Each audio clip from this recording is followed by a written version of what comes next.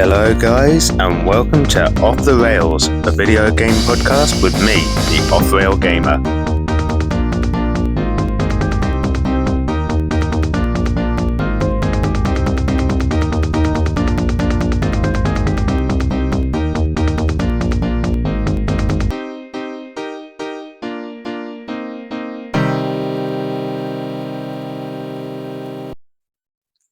Welcome to episode 2, and if you're just joining us now, I'll very quickly get my plug for my YouTube channel in now. I put a link in the podcast description to all my related social media platforms, including Twitter and TikTok. But as I say, if you head over to YouTube and find offrailgamer, you'll find a whole host of episodes in which I check out different video game titles from classics like Road Rash on the Sega Mega Drive to perhaps lesser known titles on present-day consoles such as Last Stop, a game I gave a brief mention to in episode 1 of this very series. Now this leads me in somewhat nicely to the first segment of today's podcast, in which I talk about the games I've been playing lately, both on YouTube and in my free time.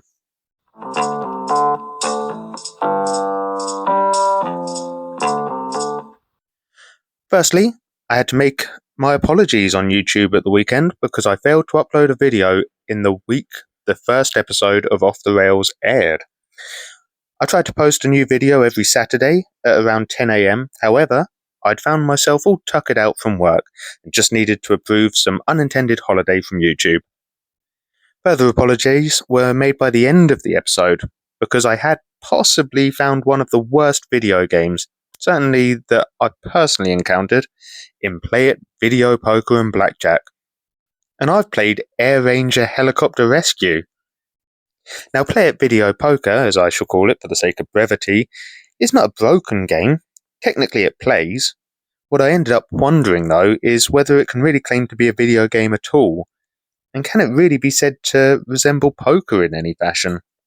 The game boasts 5 different modes of poker, and 1 of blackjack, but I couldn't really tell you what is different between the different poker games on offer, aside from the virtual payouts that can be won. In most, if not all modes, you're looking to match at least a pair of jacks.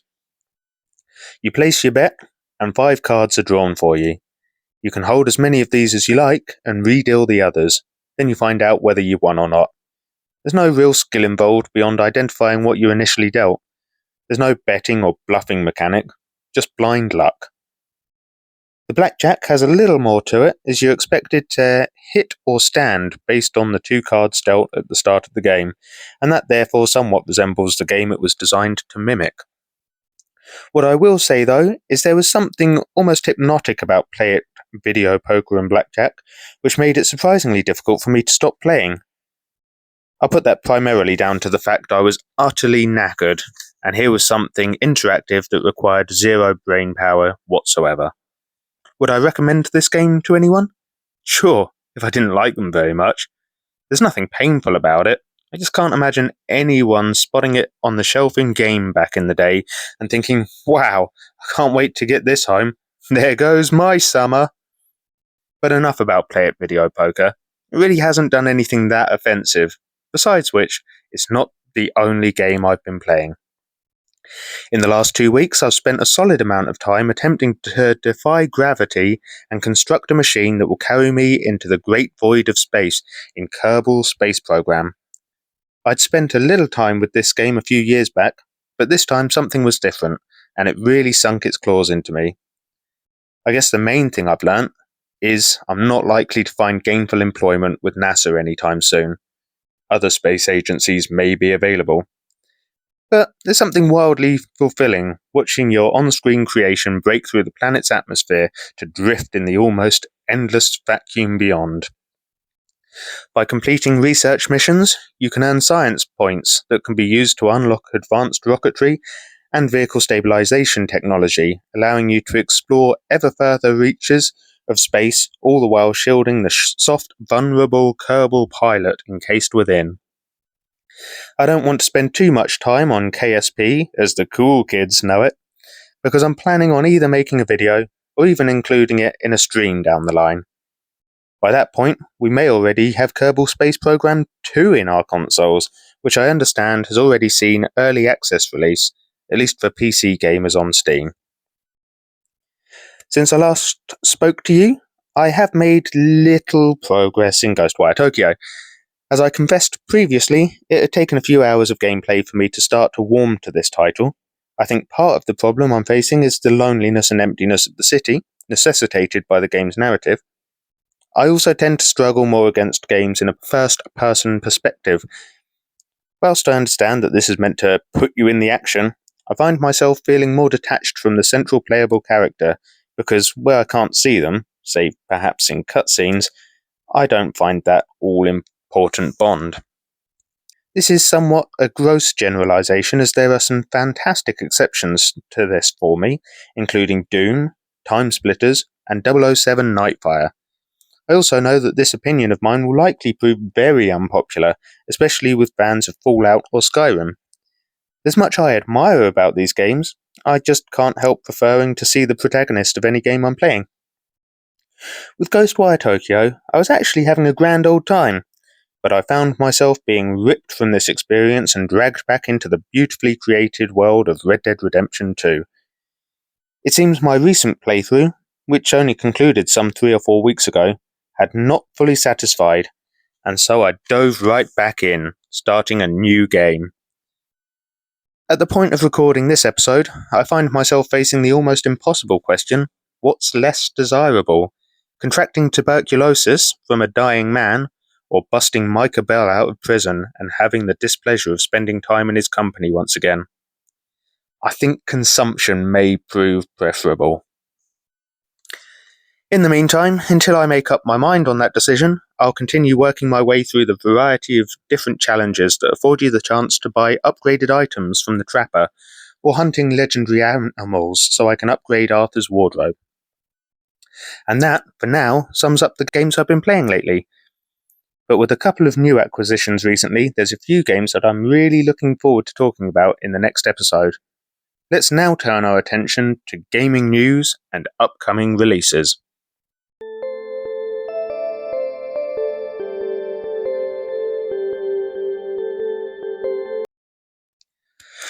Street Fighter 6? Are you looking forward to this release? If so, you'll be pleased with the news this week of the beta version set to be made available for download soon. According to an article on Rant, link in the podcast description, the open beta will give players access to take control of regulars Chun-Li, Guile, Ken, and Ryu, among others. The full game is scheduled for release on 2nd of June, so there's not too much longer to wait for one of the most hotly anticipated fighting games of the year. Do you know, and I'd be very surprised and maybe a little bit creeped out if you answer yes to this, Street Fighter was the first fighting game, and indeed the first arcade game that I ever played, in inverted commas. Where a young offrailgamer grew up, there was a soft play where many of us whippersnappers hosted our birthday parties, or rather, we were hosted along with our friends to celebrate our birthdays. In the lobby area, and now we're finally getting to the point of this story, was a Street Fighter arcade machine.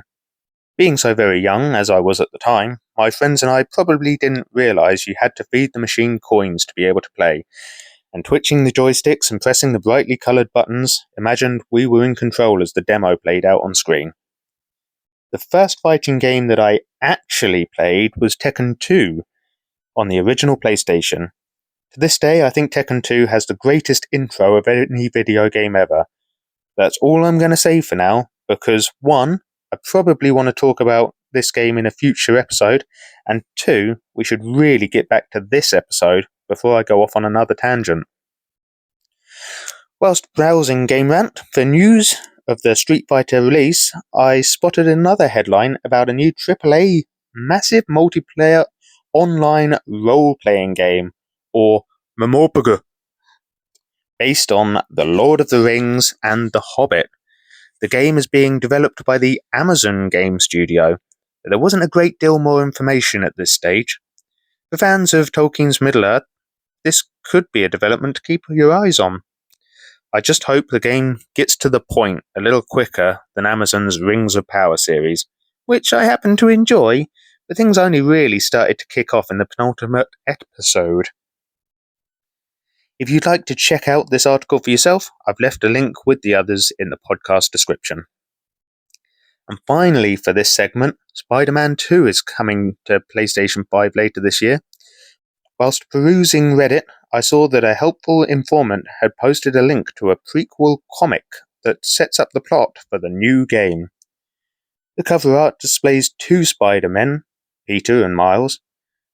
I can't help thinking it would be really neat to be able to partner up with a buddy, but I imagine gameplay will be in the form of a solo campaign, switching between characters. Let's at least hope we get to trigger some joint takedowns of the rascals plaguing NYC this time around. And many of us will be hoping the MJ missions will be kept to a minimum.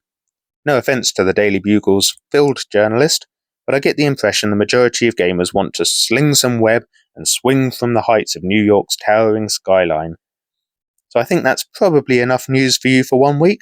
Let's get to the main event.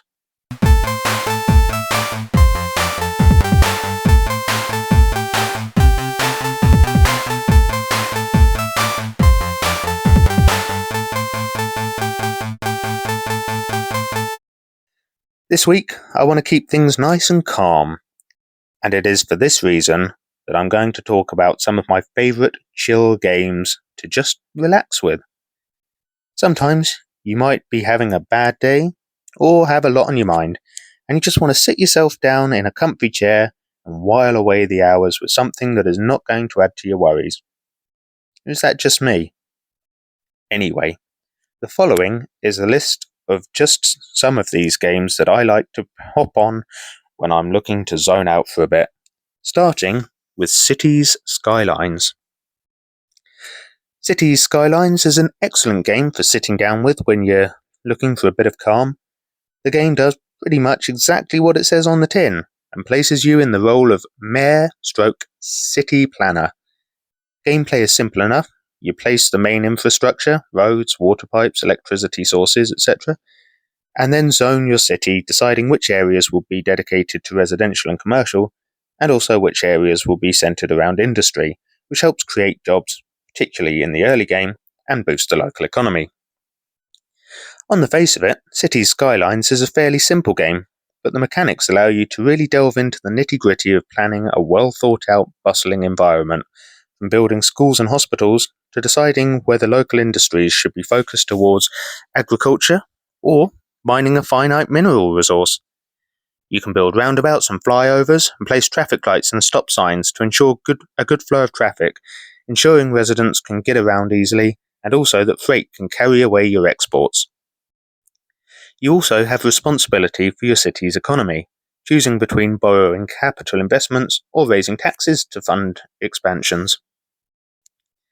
Cities Skylines is one of those games that moves at a slower pace, but one of the things I really like about it is that it gives you enough to think about to improve the population's health, happiness, security and prosperity without overloading you with so much that it at any point becomes overwhelming.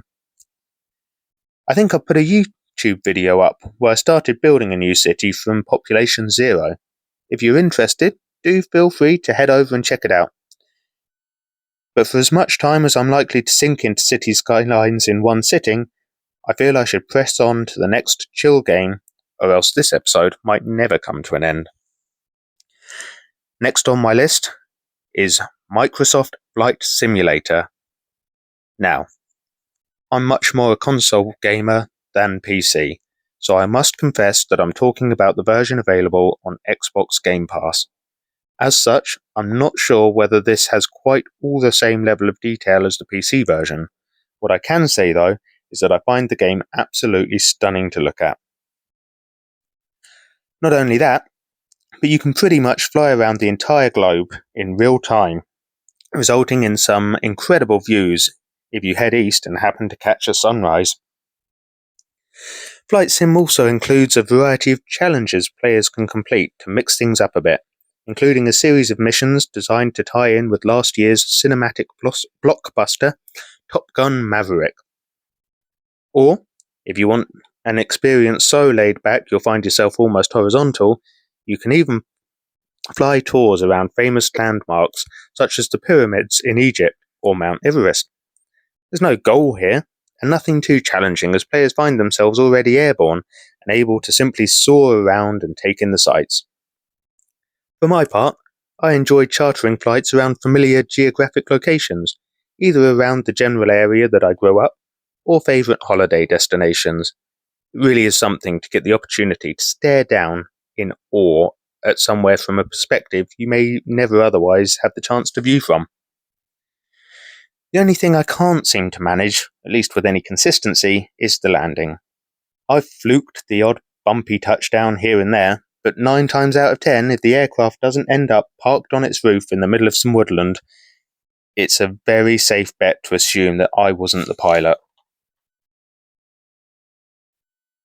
Next up is Stardew Valley, and I really don't think I can begin to do justice to how highly I regard this game. Developed by the lone concerned ape, the amount of detail in Stardew Valley is just astounding, with so many secrets to uncover. Stardew Valley is at surface level a quaint farming sim, from which I think some similarities, or influence rather, can be seen to Harvest Moon. The main character, whom you get to name and style from a varied wardrobe of options, has had enough of the rat race in the big city and decides to try and make a go of things on the now run-down farm left to them in their grandfather's will. Very quickly, you'll learn that things aren't all quite what they seem in and around Pelican Town, though, with misappropriation of public funds being used to finance the mayor's private vanity project, and even a secret affair involving the same sly politician. There's also something lurking in the sewers, and a host of monsters inhabiting the abandoned mines situated in the mountains to the north. I have sunk who only knows how many hours into Stardew Valley on just about every platform available, having picked up my hoe and watering can in solo playthroughs on Steam, Xbox, and Switch, and also starting a joint venture with a friend on PlayStation. The game has been out a good number of years now, so I probably don't need to be too worried about spoilers, though don't worry, I don't plan on giving anything else away now, as I could probably end up talking for a better part of a day on everything the game offers, so it's probably best I give Stardew Valley its own podcast episode one day. Before moving on though, I have to mention the soundtrack, which really does build on everything else to deliver a fantastically relaxed gaming experience. A game that I'm sure anyone listening will agree deserves to be included in a list of chilled games is Animal Crossing New Horizons, a game exclusive to the Nintendo Switch, and indeed one of the leading reasons I ended up buying the console. In terms of home consoles, I had for the most part gone with either the Xbox or PlayStation, and as such I never played an Animal Crossing game previously, although I had seen a couple of Let's Plays for the GameCube on various channels online.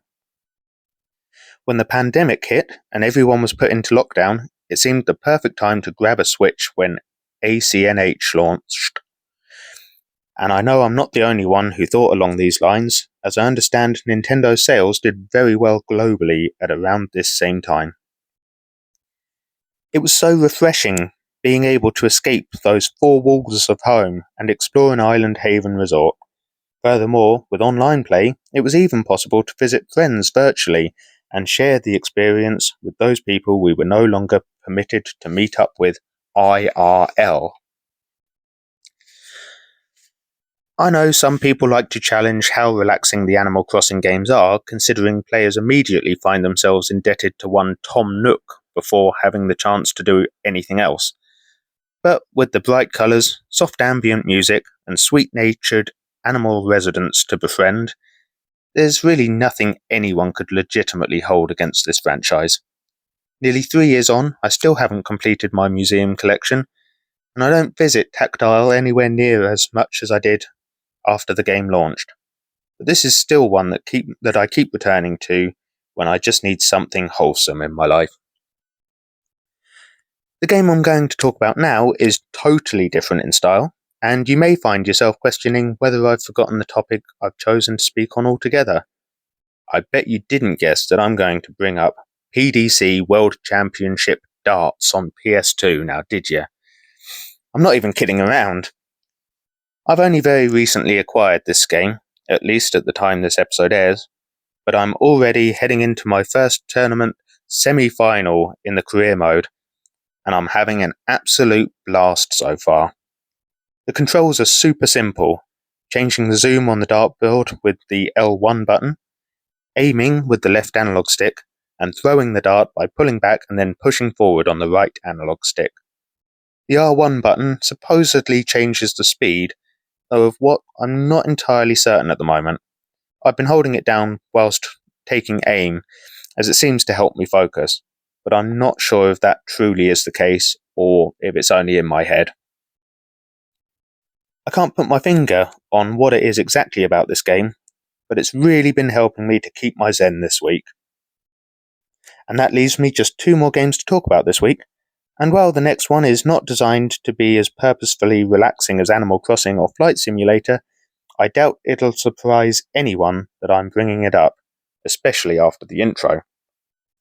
I am of course referring to Red Dead Redemption 2. Why, with its storyline centered around a gang of outlaws, forever on the run from their pursuers who happen to be in the employ of the government and in the pocket of a local oil magnate, and a world filled with dangerous animals and rival criminal gangs, all of whom seek to kill you as soon as look at you. What could possibly be more relaxing, eh? But it's that very world that's been created with such detail and beauty. I can find myself merrily wandering through it, just noticing how the wildlife and ecosystems interact. For example, you might be lucky enough to watch a majestic bird of prey swoop down and grab a rabbit right out of the undergrowth, or else catch sight of a hungry fox chancing upon some unfortunate expired critter at the side of the road and carrying it off, no doubt to a family of cubs somewhere out there. One of my favourite activities in Red Dead 2 is fishing. It's so easy to lose yourself at the side of a riverbank, casting out a line and waiting to see what bites. I can't imagine I'd be any good at fishing for real, but that's part of the joy of video games, right? The escapism. And of course, I've sat Arthur down at the table in Valentine Saloon to pass the time with a good few rounds of poker.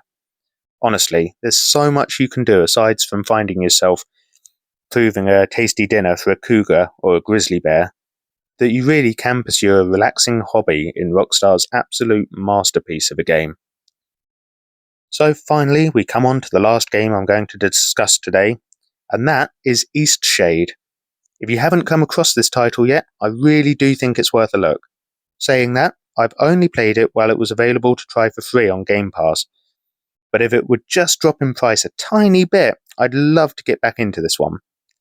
In Eastshade, the world is populated with anthropomorphic animals, and the game opens on a ship bound for disaster when it starts taking on water. Thankfully, your character survives this ordeal, or else it could have been a very short game indeed, and washes ashore. To begin with, there is an element of mild peril should you choose to venture outside at night, as the drop in temperature quickly results in your expiration, or perhaps just falling into unconsciousness. It's been a while since I played last, and I can't really remember. But soon enough, you can purchase a nice warm garment, and the night air is no longer such a terror. From this point forward, your role is to complete quests for NPCs. A lot of seek and return quests, for example, gathering sufficient buoyant materials so that one fellow can build himself a raft to travel about the river. Furthermore, your character is an artist, and many requests require you to paint things, views, landmarks, etc., so you'd best make sure you're carrying enough canvases to capture all the things you've been asked to render. Interestingly, I recall Eastshade playing in first-person perspective, but further to what I said in the intro, this is another game that I was able to really immerse myself in. I can't say too much more on Eastshade at this time, beyond reiterating that I had a grand time with it previously, and hope I do get back into it one day. Maybe soon? And I think that's just about it for this episode of Off the Rails. If you stuck with me this far, thank you, sincerely. Check out my links if you're interested, and if you join me on YouTube this Saturday, I'm thinking of playing Wu-Tang Taste the Pain on the channel. Thanks again. Bye!